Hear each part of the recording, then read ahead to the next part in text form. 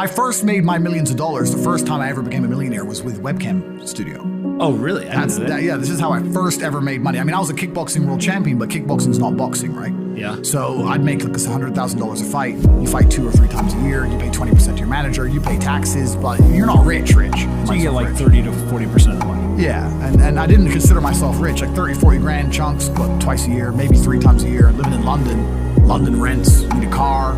You're trying, like you're not rich in any way. And that's actually the reason I retired, because I woke up one day and I thought, I'm giving 6 hours a day of absolute focus and energy to this. And I believe I'm smart enough that if I put that much tenacity into something else, I can be a multimillionaire. I truly believed that. I was like, I've realized now I've reached the pinnacle of kickboxing. My choice is either to change over to MMA, which I was offered to do earlier in my career, but at the time, the kickboxing contract paid more money. I had to pay the bills, so I went kickboxing. Change over to MMA, learn to wrestle, change over to UFC, blah, blah, blah. But this is also like 7, 8 years ago, where even the UFC didn't pay the money it pays now. But the UFC still doesn't pay that much money from what I understand. No, if you're like top 5 or champion, yeah. But most of the dudes you're going to see there in the prelims, they're getting 10 grand a fight, 9 grand a fight. It's nothing, right? So it'd be like starting my career all over again. And at the age of 28, I thought, I don't have the gumption to start again. I've been through hell for this. I've broken my hand 8 times. My ribs have been broken. I don't want to do this all over again. So what do you do when you realize that, hey, maybe I don't want to keep fighting? I decided to get rich. What does that mean to you? When you're sitting there, you're getting $30,000, $40,000 kind of net on a per fight basis. Is rich to you like, hey, I want a couple $100,000, $1 million, $20 million, $1 billion? I want 30 or 40,000 every month. 30 or 40,000 every month, so about $500,000 a year, give or take. Okay. I thought if I had that much money, I could do whatever I wanted. Okay. That's what I decided. So what's step 1 that you do? So step 1 is, maybe that's how we ended up here together, my friend. Step 1 is, decided to be very logical about it. Chess player, right? So it's like, I want money. What is money? How do banks work? How does credit work? What's fractional reserve banking?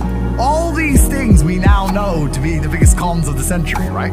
So I'm sitting there researching money for days and days and days. And then I get more mad because I'm like, whoa, money's trash and I don't have any. Now I'm really annoyed, right? I thought like everyone else did that, everyone puts their money in the bank and the bank takes some of other people's money and lends it out. I didn't know they invented it from the sky. I still at that point thought money was linked to gold. I didn't know nothing. So I'm learning all this stuff and I'm getting really angry. I'm like, now this is really annoying me. So anyway, I had a piece of paper there and I'm in my research phase and I start writing down some dude on YouTube. I don't know who he was, some dork.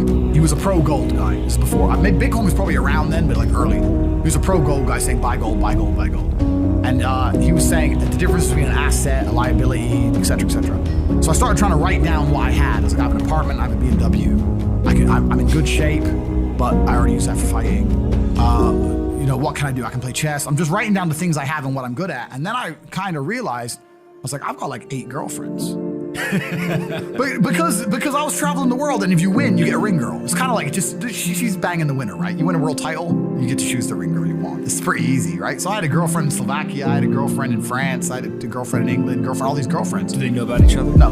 Okay, but they find out pretty soon. So I had all these girlfriends, so I'm like, maybe I could open a strip club and like be a pimp, be a gangster about it, and then. That opening strip club. That's literally the first thing you thought about was opening a strip club? Well, I thought I have these beautiful girls. How can this is before like Twitch existed. So I was like, what can I do with these hot girls? I was like, it's just an asset, right? There's these girls and a lot of them were messaging me. They thought I was this millionaire world champion. They all wanted to come to London, live with me, and thought I was a big boy millionaire and all this stuff. So it's like they do because of social media. Well, partially because of that, and also because they met me. I turn up, I fight, I win the world title, I leave. We're texting each other. They assume I'm this big boy, right? So I'm kind of like, what am I going to do? I thought, man, I investigated strip clubs, way too much money.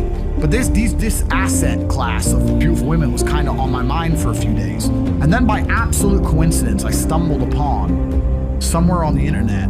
I was on one of those websites where you used to download like free games and bullshit from. And in the corner somewhere it said, hot girls want to talk to you now or something. I said, hot girls. So I clicked on that, not because I was interested, but because I thought I have hot girls. And it was one of those webcam websites. And I was like, so these girls sit here and talk to dudes for money.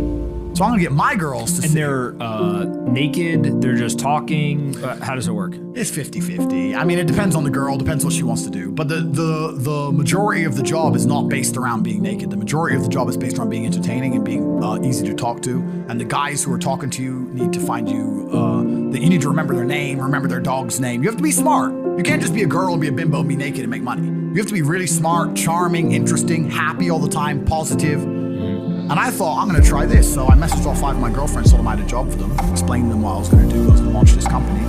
4 of them agreed. All 4 flew in, sat around the same table. They were all like, who's she, who's she, who's she? I'm like, well, you're all my girlfriends. 2 more left. And then 2 stayed. And that was the beginning of my little attempt at a webcam empire. And I put the girls there. And my role in it all was I did all the tech side of stuff, which is the first thing, of course. And then also, and I get called a pimp a lot. But and the reason I use the term is because I don't see it as a negative term. I see it as positively inspirational and motivating person. I'd motivate the girls. I'd make sure they did their job properly. If they had a bad day online, I'd come up with a good excuse for them. Oh, it's been a football game. It's been really busy. Don't worry. You're so beautiful. Don't be upset. You did better than her. She did the best today. I keep everything organized, put the schedules together, all that kind of stuff. And is it hard? It's hard because women have to want to work for you. Okay. Women have to want to obey you. That's what's hard. And you don't do that. This is one of the biggest misconceptions. I really want to clear this up.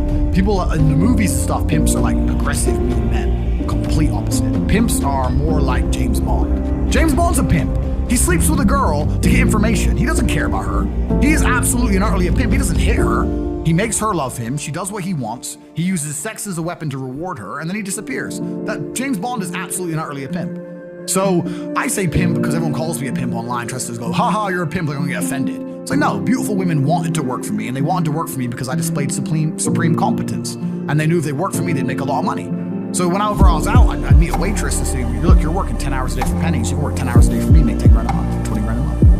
And over time, I just built up this big little empire of webcam girls. At one point, I had 4 locations, 75 girls working for me. And we say locations, like, explain what goes into a location. I just rent houses. All right, so you rent a house, and in the house, you just literally, hey, go live here. There's like technology set up, and then you can basically just sit in front of the computer and literally be on the other end of one of these webcams, and guys are paying by the minute, by the hour, whatever, to talk to you.